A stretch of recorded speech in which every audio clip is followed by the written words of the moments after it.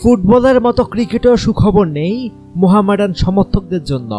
Dhaka premier division টি-20 লিগেও মোহামেডানের শুরুটা হয়েছে হার দিয়ে।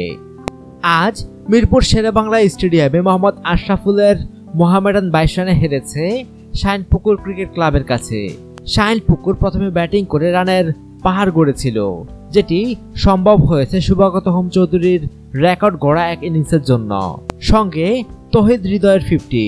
শুভাগত মাত্র 16 বলে 50 করেন।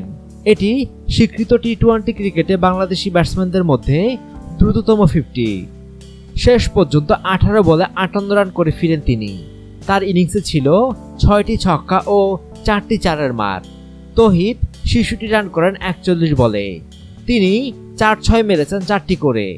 শাইনপুকুরের ইনিংস নির্ধারিত 20 ওভারে থামে 4 উইকেটে 192 রানে। 193 রানের লক্ষ্যে খেলতে নেমে মোহামেডানের শুরুটা মন্দ হয়নি। 4.2 ওভারে 46 রান তুলে ফেলেছিল তারা। এরপরে শুরু হয় ছন্দপতন। দলীয় 46 রানে ফেরেন অভিষেক মিত্র। 14 বলে 19 রান করেন তিনি। আব্দুল মজিদ 20 বলে 33 করেন। তবে মোহামেডানের ব্যাটসম্যানরা কেউই শাইনপুকুরকে চিন্তিত করার মতো কিছু করতে পারেননি। অভিজ্ঞ আশরাফুল 20 বলে 21 করে ফেরেন। রাকিবুল হাসান 16 বলে করেন 16 রান। তবে অভিজ্ঞদের অপারগতার মধ্যে ইরফান শুক্কুর 29 বলে 52 রান করেন। শুক্কুরের এই ইনিংসটির কল্যাণে মূলত মোহামেডান হারের ব্যবধানটা কমাতে পারে। শাইনপুকুরের পক্ষে দারুণ বোলিং করেছেন সরোয়ার্দী শুভ। 17 বলে তিনি নিয়েছেন 2 উইকেট।